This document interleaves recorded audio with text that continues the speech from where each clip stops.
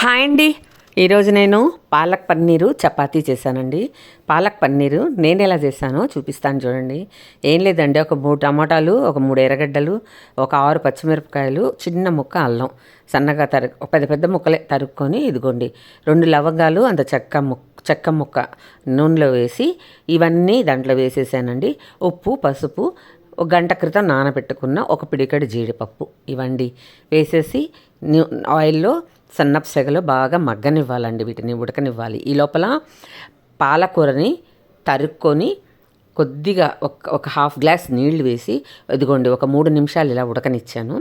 ఉడకనిస్తే ఆ పచ్చి వాసన పోతుందండి. దాన్ని తీసి మళ్ళీ శుభ్రంగా చన్నీళ్ళతోటి కడిగి ఫిల్టర్ చేసి ఇదిగోండి దీనిలో వేసి కలిపేశాను. మొత్తం ఇది చూడండి ఉడికిపోయింది. దీన్ని చక్కగా ఆరబెట్టేయాలండి, చల్లగా అయిపోవాలి. అయిపోయిన తర్వాత ఇదిగో మిక్సీ జార్కి తీసుకొని మెత్తగా ఇదిగోండి ఇలా మిక్సీకి వేసేసుకోవాలి. తర్వాత ఆయిల్లో కొద్దిగా ఆవాలు, జీలకర్ర వేసాను. ఆ తర్వాత కొద్దిగా ధనియాల పొడి, మళ్ళీ వచ్చి కొద్దిగా జీలకర్ర పొడి వేసి ఈ మిక్సీకి వేసిన మొత్తం గుజ్జునంతా దాంట్లో వేసేసానండి. వేసేసి ఆ పల్పంతా దాంట్లో వేసేసాను.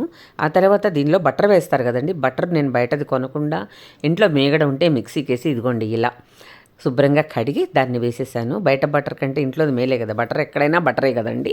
తర్వాత ఒక చిటికెడు చక్కెర వేసానండి దీంట్లో.